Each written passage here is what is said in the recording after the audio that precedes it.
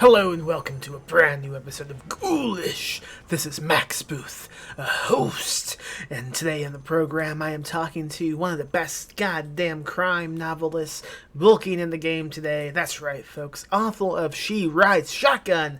It is Jordan Harper, and today we're talking about one of the most unique movies I've seen in quite a long time. That is Beyond the Black Rainbow. I don't do a lot of episodes where we just talk about like one movie or one TV show, but Jordan Harper asked if we could talk about Beyond the Black Rainbow, and who was I to deny him? Also, I'm saying this, but the episode before this was a whole goddamn episode about Are You Afraid of the Dark? So who am I to say what my podcast is even about, right? So strap on in. This movie, I'll say right now, this episode of Ghoulish, it goes all the way into this movie. So if you are concerned about spoilers on Beyond the Black Rainbow, do not listen. Maybe go watch the movie and then come back and listen. I don't know if it's streaming any place. I had to buy the Blu-ray, and I don't regret it. It's a good movie. It's a fun movie. It's an interesting movie, and I recommend you all check it out, especially if you like the movie Mandy, because the same filmmaker, he made Beyond the Black Rainbow. Oh, what do you know about that, huh? What do you know about that? All right, so let's listen in on my conversation with Jordan Harper about Beyond the Black Rainbow.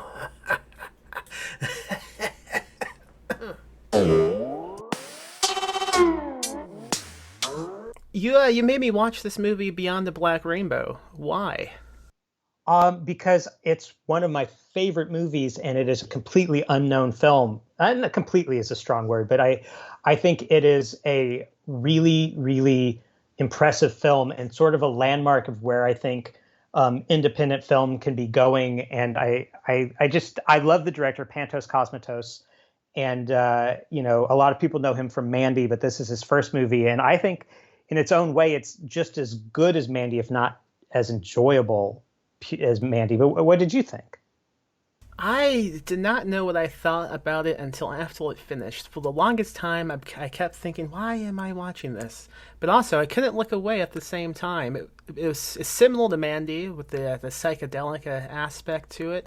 I am more surprised that I knew nothing about this going in, despite the fact of how much I loved Mandy. I'm surprised like this movie didn't make a return, with how successful Mandy was. I agree. I think it's pretty hard to find even on streaming services. I think Canopy with a K has it. But I agree. It really did fly under the radar. I think my path was, I saw a trailer for Mandy. I Googled the director because I thought the trailer was the most amazing thing I'd ever seen. I discovered this movie existed. I watched the trailer for it, thought it was the most amazing thing, hunted down a Blu-ray of it and watched it and became completely obsessed. And so by the time I saw Mandy, I was like a rabid fan. It's a difficult movie, and I think that probably has something to do with it. I was laughing to myself while watching him. Like, how do you think a screenplay for a movie like this even looks? That's a great question. I would love to know. My suspicion is that this movie was largely made in post-production. There is so much to it that is just mood pieces. It's really the reason I think the movie is incredibly successful is it's just an exercise in creating and sustaining a mood. And the easy word to use is hypnotic. And I think that's really accurate here. I bet the screenplay has to be very short. Has to be. I mean, so much of it is just watch this effect take place. There's very little dialogue until around the end, I guess. And even then, it's not that much. It's really nice. It is a series of long takes. Even when it fades from one shot to another, it takes about 5 or 6 times longer to switch from one shot to another in this film than it does with most fades. It's just an incredibly deliberate movie, and it's a demanding movie. I really wish I could have seen it in a theater. Oh yeah, a late night screening. I have said before, like one of those dumb Twitter questions of like, when the pandemic's over, what would be your double feature you would do in a theater? And I said, I want to do Beyond the Black Rainbow paired with Neon Demon. Ooh, yeah. Which I think is a similar film in a lot of ways. Yeah, I can see that. And mostly just, again, about trying very hard to create this hypnotic beauty and then just kind of like randomly horrifying you. I also bought the Blu-ray, and I was going to check out the special features before we did this episode, and they had 2 things. One was a preview of the movie, which doesn't make much sense. I already own the movie, so they don't have to sell it to me again. And right. 2 was just like a deleted scene of a propped head melting on a table. Pretty cool. Oh, I'll have to check that out. I haven't seen that. I will look at that. I think one thing that I think is really remarkable about this film is this is a $1.1 million movie, which in the scheme of Hollywood is not a big budget. It sounds like a lot, but it's not. And I think this movie is such a lesson for people who are interested in making low budget films and how to do that and where to put the money and what things don't cost a lot of money. There's no CGI, or if there is, maybe in like some of the more acid trippy scenes, but for the most part, this is all done practically. It really relies on mood. It relies on, forgive me, this is sounding pretentious, but it relies on the language of cinema to get across a lot of what it does more than having like CGI. So, for instance, in the scene where the psychic girl kills the attendant, it's an amazing scene and it's an amazing shot. The camera begins to vibrate wildly as the blood effect runs down the woman's face, which A, allows him to use practical blood because digital blood looks terrible, and B, it means you don't have to worry about the practical effect looking perfect because it's moody. And he gets by on that. He gets by on sound design. The sound's great in this movie. I think this is the only movie with that has a telekinetic children in it or anyone. Well, the telekinesis affects the film itself. It shakes the screen and distorts everything. I've never seen that happen. It's really again, it's done for the most part with changing lighting schemes, changing the focus. It's not done with anything that anybody who has a camera couldn't do. And it's really smart. It's a really smart, effective way of doing this. And I do feel like we're in an age right now where the impulse is to show everything. And sometimes it's just better to cut away and let the sound, when he kills his wife, it's all done with the sound of a crunching head. That was so gross. I loved it. I love a good eye gouge. You don't see them too often. You can't, that's kind of like the hardcore version of the headbutt, which is another thing I can't get enough of. Nobody in the movie. This is. What did you ask if I've ever headbutt anyone? Yeah. I don't think so. I feel bad. I really wish the answer was yes. Have you? No, that sounds terrifying. But I'll tell you this, if you're watching a movie and somebody headbutts somebody else, the person doing the headbutting is probably the hero of the film because it's too cool a move to give to your villain. Yeah, definitely. But the other thing that I think really works in this film to create that hypnotic thing, and it's something I have consumed more than the movie itself, is the soundtrack. Yeah, I was listening to that all day today while doing some writing. It's a great writing soundtrack. Yes, I think last year when I got the little notification from Spotify about the music I listened to the most, it was Sonoya Caves was, if not the top, it was one of the top two or three things I listened to last year because it's so good. Do you know the electronic band Boards of Canada? Classic like 90s electronic band that their albums Geo Gotti and Music Has Right for Children have this kind of, they use a lot of analog samples and a lot of samples from the 80s to create this very creepy yet beautiful sound. Really amazing classic electronic albums. And they're the only thing I can really compare this movie to.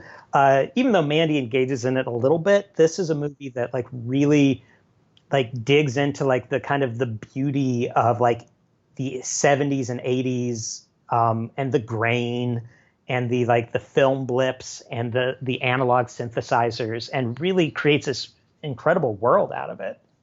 I read, Samuel, that he made this movie based off of the fantasies he would have as a kid of what movies looked like that he wasn't allowed to rent. Uh-huh. Do you know what I'm talking about? I have heard that. That's an amazing story, Yeah, like something how he would always go into what was it called? That acid video? That can't be right, but it sounds cool. And Sounds cool. he would see all the front covers for the movies, like his parents wouldn't let him rent, and he would just imagine what they would be, and this is the result. And I like that. That's a good thing to say in interviews. Yes. I cannot think of a filmmaker who I'm more excited to see come out with another movie than Panos Cosmatos. Given that these are his first two things, and I really, if this sounds weird, I apologize, but like I really just hope he doesn't go and get too much money because he clearly doesn't need it. And I think the Mandy budget was like $6 million, and anything above that is just going to start poisoning what he does, I feel like. Doesn't sound strange at all because I see what you mean. Like when you say that, I think about how much more rebuilding something can be when you have these limits, because you have to find ways to work around it. But if you have too much money, you think, I can do anything now, nothing's stopping me, and sometimes that can fuck you up.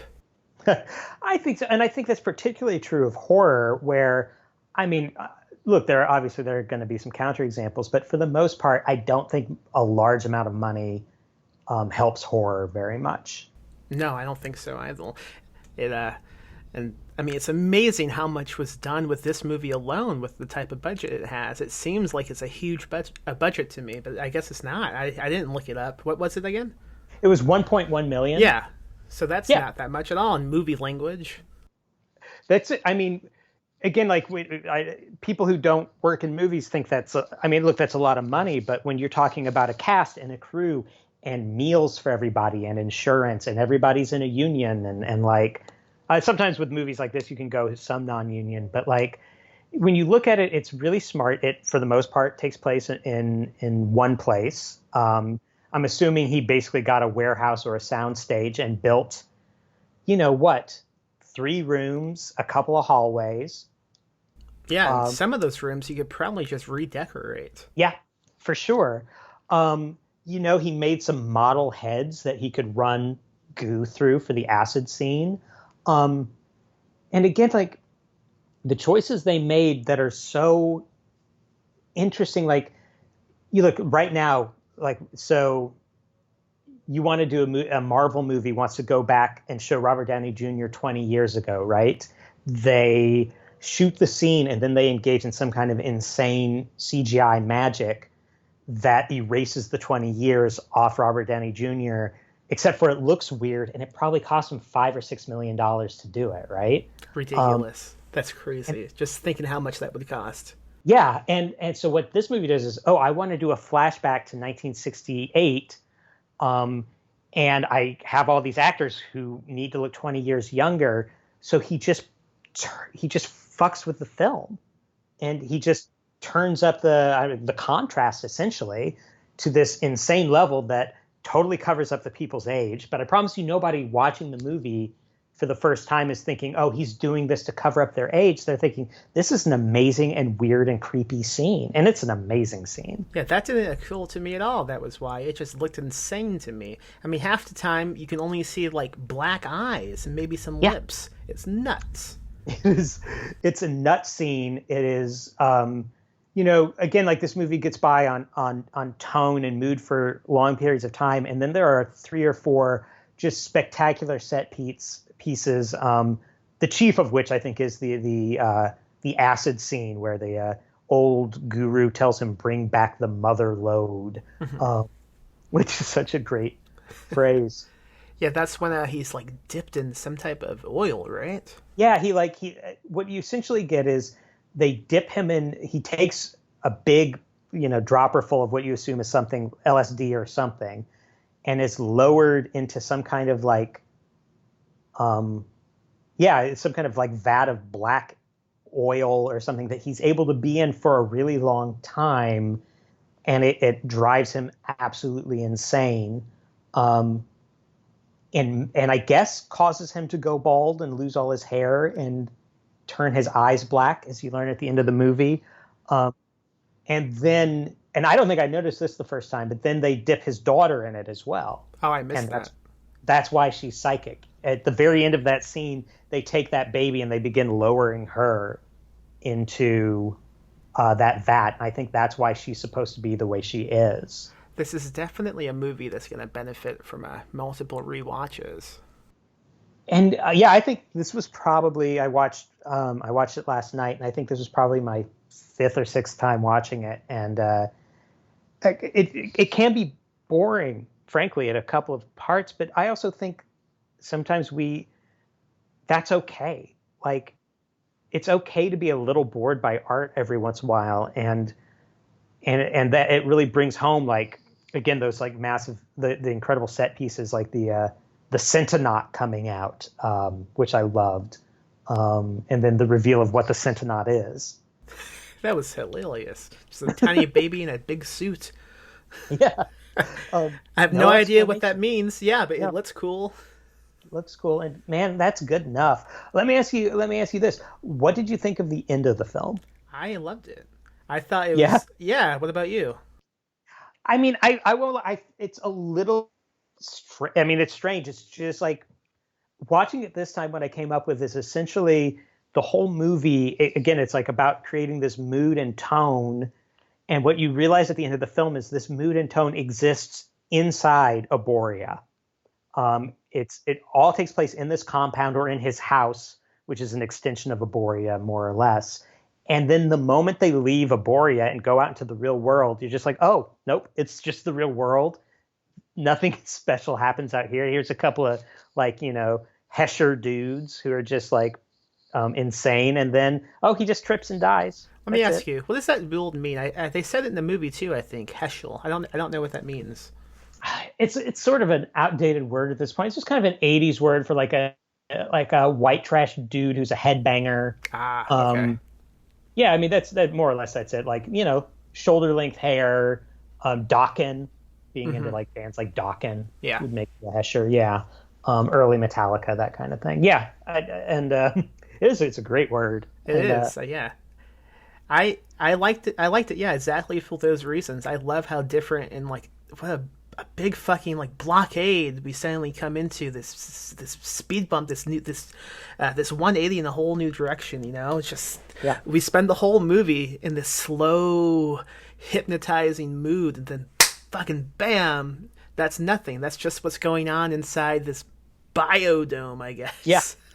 Yeah, exactly. And once you leave Biodome, you have to deal with the real world. And Barry, is just not suited. He is not some like super soldier sent from the dome. He's actually incredibly weak. It almost turns into a slasher movie for a second. Yeah, it really does. And it's interesting because on one hand you kind of go, did he just not know how to end the movie? And on the other hand, it's just kind of like, that's the end of the movie. It's like the dream has to end at some point, and there you go. What do you think about the final shot of the lady following the glow of a TV? It's, that's I'm not exactly sure how to take that. What did you think of it? I don't know. Maybe it felt like home because she's been fucking viewed through a TV so long. I don't That's a know. good answer. Yeah, no, that's a good answer. This is a because they do have that interesting scene where she like is watching TV and like there's a karate tournament on, um, and then that weird cartoon. Um, you know, this is related, but to get back to the budget, one of the other ways this movie is incredibly low budget is there are what, six speaking roles? If that, yeah. It's, Yeah, including those two guys who, the two Heschers. Um, and, I don't think anybody outside of the guy who played, well, Barry and Dr. whatever, I can't remember, Dr. Aboria or whatever his name is, were in any way professional actors. I thought Barry came off like, oh my God, I just forgot one of the most famous actors in the world, Batman. which one? Chris Nolan? No, not Chris Nolan. That's No, not the Christian Christian Bale. Bale. He kind of looked like a. I just Yeah, forgot Christian Bale's name. He kind of looked like a bizarre world Christian Bale, yeah. I can see that. and I thought he was pretty good. I mean, nobody else was really required to be even a good actor, Yeah, really. you just need to be present, basically. Yeah. I mean, that girl she was hired to look like an innocent little girl who was unfairly captured. Yeah, I mean the biggest like presence, the biggest fulfillment is the screen itself. Yeah. And I was just looking right before we started talking. I looked it up. This was shot on actual film, and I think that has a lot to do with it. It does have like a gorgeous grain, and people will tell you that you can shoot on digital and then put a grain on it later, and it will be the same as film, but it's not the same as film. Um, I think this movie. I think it's just gorgeous. It is. It's just a beautiful movie, and I would love to. I wish there were more special features. I would love to watch a documentary about how this movie was put together, like you said, what the screenplay is like, how much of it was built in the editing room, how like some of those shots, like the bold choices of color that he makes, and then like a lot of very smart money in production design. Money that came from the royalties of Tombstone. That's right. His father was the director of Tombstone, and Rambo Rambo 2. Yeah. and Cobra, Yes. which if I kind of weirdly, when I first became a big Panos Cosmatos nerd, I went back and watched all of his dad's movies. I've always like I'm the right age to really love Tombstone, but I hadn't seen Cobra in a long time, and Cobra has a few elements that you can kind of see in Panos Cosmatos' work. But I hope I'm saying his name correctly. I have no Panos. idea. I keep putting a T in it, but Yes. Panos Cosmatos. Okay. Um, but yeah, there's like some weird color choices and things like that in Cobra that I haven't that seen Cobra. I have seen Tombstone though. Cobra is a bad movie, but it's a good kind of bad. Okay. It's worth watching. Are you telling me it's almost good? That's right. I'm a big fan of that concept, as our friend JDO knows. Um, and this movie is again like I mean I don't know, but this isn't a movie I recommend to everybody. And I'm glad you loved it because there's another way this podcast could have gone. I know people who hate his movies. And I completely understand why too. It's not difficult to realize why. Oh no, Todd Robinson, who's a really good friend of mine. He's rude about it. Because I think so many of his friends raved about Mandy, and then Todd went to the theater and hated it as much as he's ever hated anything, and still comes up probably every other time we talk on the phone, um, that he's still mad about Mandy. And you're right though, I agree. It's like, oh, you're not into that? Then no, don't watch this movie. Yeah, absolutely. I mean, if you did not like Mandy, you won't like this at all because No, this is Mandy but slow somehow. well, right, without any of like without with a lot less of the visceral pleasures of the second half of Mandy. If you thought the part where the guy got naked and talks to Mandy for 10 minutes was amazing, which I did, then this is the movie for you. Both movies I've noticed now have fairly simple plots too, right? Like Mandy is a revenge plot movie. Someone dies, now he has to go and get revenge. I mean, there's more to it, but that's like the bare bones of it. And this one is basically a Stephen King plot. There's a child with strange mind abilities, and then she breaks out. Yeah. There's not hardly an inciting incident to the movie. It's basically, I guess you would say, it's when the attendant discovers his weird and very cool obsessive book about the girl. I love that book. That should be in the special features, man. It should be. You're right. I was watching it last night going, this is some amazing work. And I want to know the name of the artist in case I ever need to have something that looks this cool made. No, I really do think, they invested their money in the right things. They got a good soundtrack, good sound design, great cinematographer, great editor, and a great production designer. It looks amazing. I love the glowing pyramid that is like somehow controls the girl. One thing, so a few people said to me when I was talking about watching this, and I noticed the same thing with Mandy, is I see a lot of people saying, that movie's only enjoyed if you're tripping on LSD, and I don't get that at all. I mean, I don't do any drugs, but to me, like, it seems like being high on some type of psychedelic while watching a movie like this would drive you insane. Well, it's sort of gilding the lily, isn't it? Like, because I, as somebody who I don't anymore, I used to take a lot of psychedelics. You don't watch a movie like this when you're on psychedelics. You just watch whatever, and it becomes this. This guy's, I'm not saying, I don't know what this guy's drug consumption is like, but he basically has taken the drugs for you. That part's already done. And so just lay back and enjoy a drug trip that you don't have to have anything to do with. Exactly. That's how I view these types of movies all the time. This is like being like that without actually having to do anything. I've recently been spending a lot of time thinking about that. I really do think, specifically for film, but for novels too, as I'm trying to finish a new novel, and I don't know how you feel about this, that I haven't always felt this way, but I'm starting to come around to the idea that creating and sustaining a mood in your reader or viewer is sort of the ultimate goal that you need to be thinking about. And you shouldn't be thinking about theme or plot if it's not in the service of whatever mood you're trying to create. And I think somebody like David Lynch understands that instinctually, and I think this guy understands it instinctually, that it's like, does the plot make sense? No. Did you care while you were watching it? No, like not at all. Because that's not what it's there for. It's there to just kind of make you feel spooky and beautiful stuff. I agree 100%. I think it's more difficult to do that in a book. Meaning, I think it's more difficult for the plot not to completely make sense because you get called out on it more than, say, like a movie. A movie can do anything, and no one will say shit most of the time. If it's fun to look at. But, man, book critics will... tough.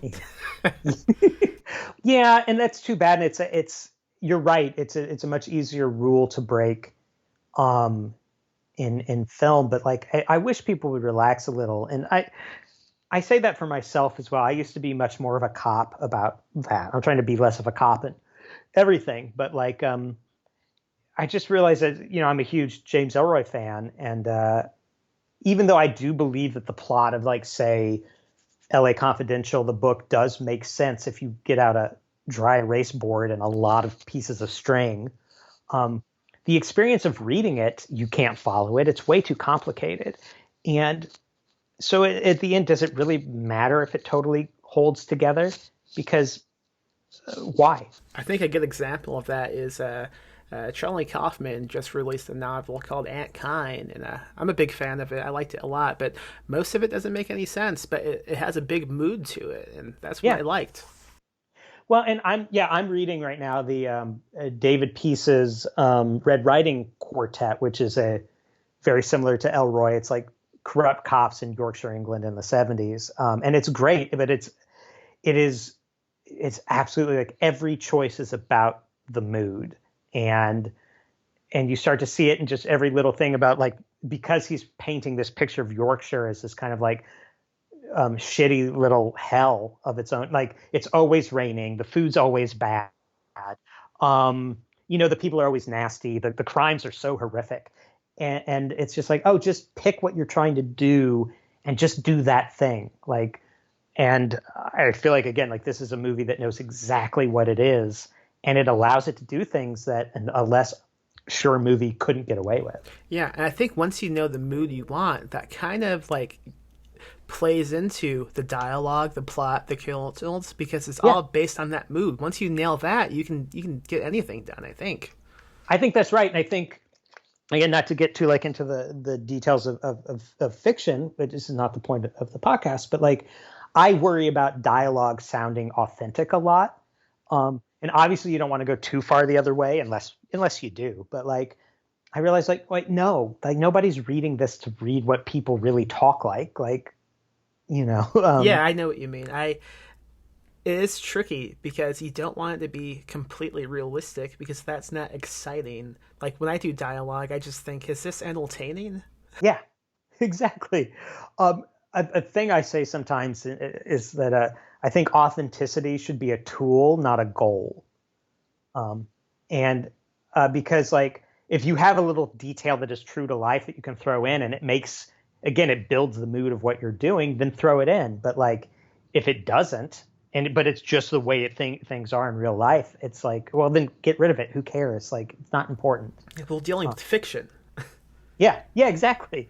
And again, like there are so many things, and movies really have to explain so little because it is so little story compared to fiction or TV or novels and TV, that you really don't understand. Like as far as you can tell, other than the weird zombie vampire, there are no other patients at this clinic.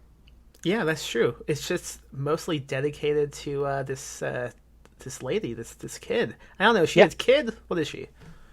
I think she's supposed to be like 14. Mm-hmm. I would say 14 or 15. Which makes it even more strange and ominous. Like they have this whole fucking biodome thing built up just for this one patient. Yeah, it seems like, again, who knows how much thought the filmmakers put into this, but like that the Arboria Institute was a bigger thing 15 years ago. And then this horrible thing happened, and maybe that was the destruction of it. And maybe Dr. whatever his name is had made enough money then to keep the foundation afloat, but he's kind of gone into like a Howard Hughes state. And so it's really just become this weird private playground for Barry. This madman. Yes. Who is really weird and creepy, especially when the scene where he pulls his wig off, which you knew was a wig, but you didn't know if it was a wig in the movie, Yeah. Like you knew the actor was wearing a wig, but you didn't know if the character was wearing one. And then he pulls it off and it has these like ropes of glue coming off of it. It's really gross. I thought for a second he was pulling off his scalp because of all that glue. I thought, what the fuck is going on? But that's what I mean. He really goes for like this maximum grossness for something that doesn't need to be that gross. But it's not a gory movie for the most part. I wouldn't say so. Like the few places we do have blood or like ultra violence, it's not common, and it makes it stick out even more so because of that. That's true, and again, it allows him to not have to like keep topping himself, and so he's able like to do these like deaths that affect you without having to like just put the camera on them and show Tom Savini style the woman's head crushing. He just does it with sound, and I love a good Tom Savini head crushing as much as anybody. But like, there's really something to be said about the ability to do it just by using, again, the language of cinema. Yeah, sound could make or break any movie, I think. I tell people all the time, especially people involved in like really low budget filmmaking, is like nowadays any camera can make a good image. the one thing you really like low budget filmmakers have to pay attention to is the sound, because bad sound will kill a movie. Yeah. I drifting away from that for a second, I just remembered I laughed quite a bit at the way he accused that one dude on a log of fucking Elena with Oh yeah. like not that much time had passed either. I No. like that was his first suspicion. Well, there is. I mean, again, like I think it is supposed to be his actual daughter, but that's a little murky in the movie. But I mean, his obsession with her is sexual, Definitely. and as you get, it becomes very clear when that woman opens up that book. And it's just really, I love, again, there's not much what you would call character work in the movie, but his absolutely loveless, terrible marriage is established so well and so like cringily, if that's not a word. But. Yeah, you wouldn't think this is a movie that would have scenes of a guy coming home from milk and just being in a shitty village and hating his life, but it is. We do get those scenes. Yeah, and it's done mostly with just pauses, and the fact that you kind of think she's on drugs, like he's clearly on drugs. You see him taking it, but she's just passed out on the couch, and they have this conversation where if he's hungry, he can have brown rice and steamed asparagus,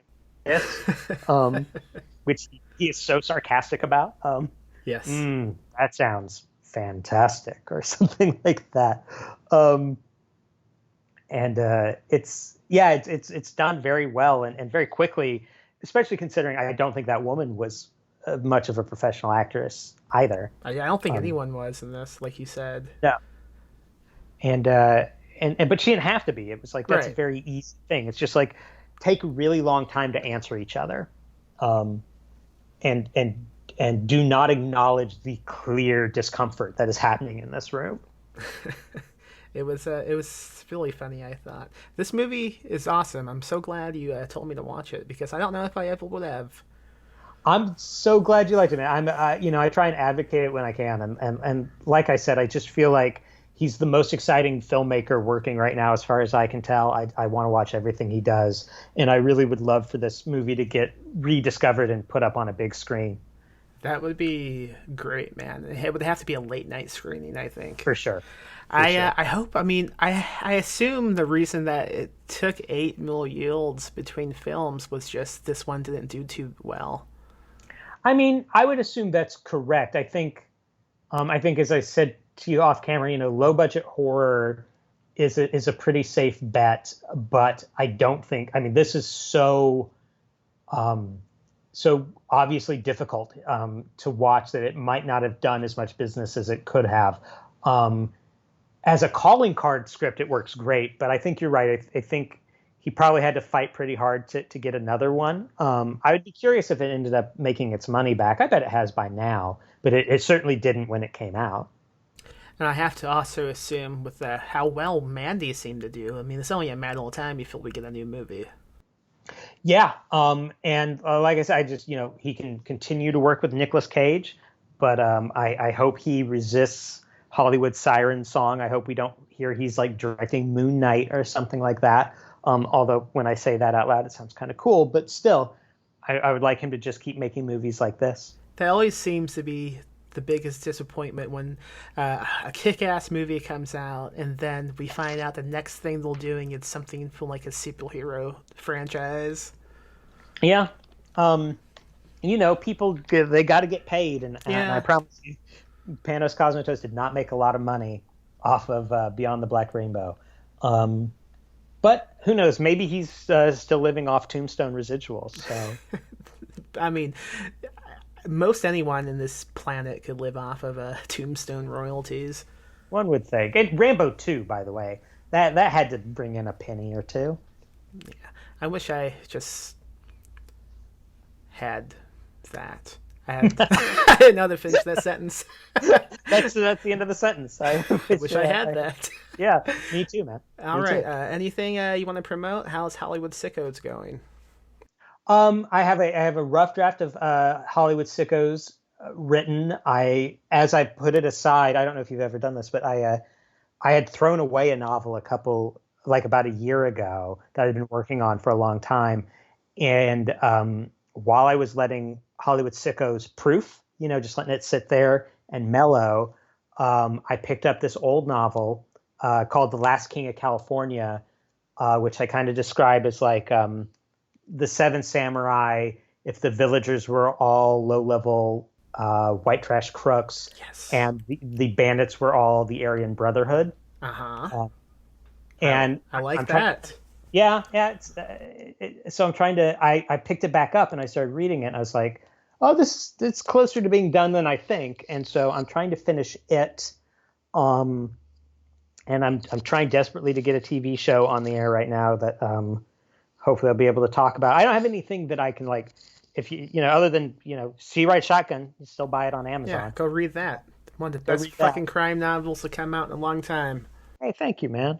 And other than that, just like I don't know, watch Beyond the Black Rainbow. That's my big plug for this. Oh, also watch Hightown. Oh yeah, of course, watch Hightown. It's sorry, I worked on that show like a year and a half ago at this point, so it seems like it's in such a distance past. But yes, season 1 of Hightown just aired. I wrote an episode of it. My good friend Rebecca Cutter was the creator and showrunner. It's very cool and fun.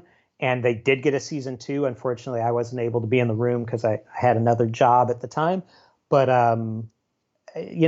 watch Hightown, buy She Ride Shotgun, and watch Beyond the Black Rainbow. And buy your books, too.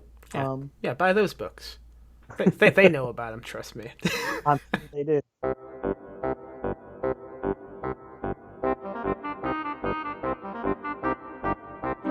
Hey friends, did you enjoy the latest episode of Ghoulish? Well then why don't you go leave a review on iTunes if you like it so much, huh? How about that? And then why don't you support us on Patreon at patreon.com/PMM Publishing. Go pick up Standalone by Paul Michael Anderson. Go pre-order the next book we're publishing, Antioch by Jessica Leonard. Go buy my book, We Need to Do Something, by me, Max Booth, a host. Get those books over at perpetualpublishing.com.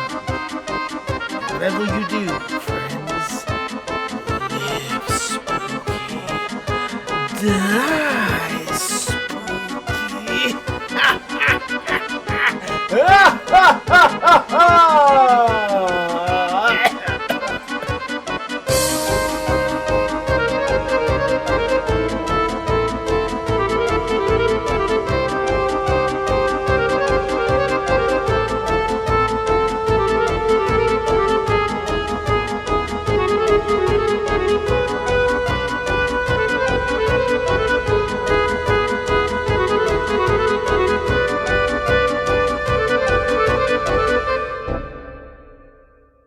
Live spooky, die spooky.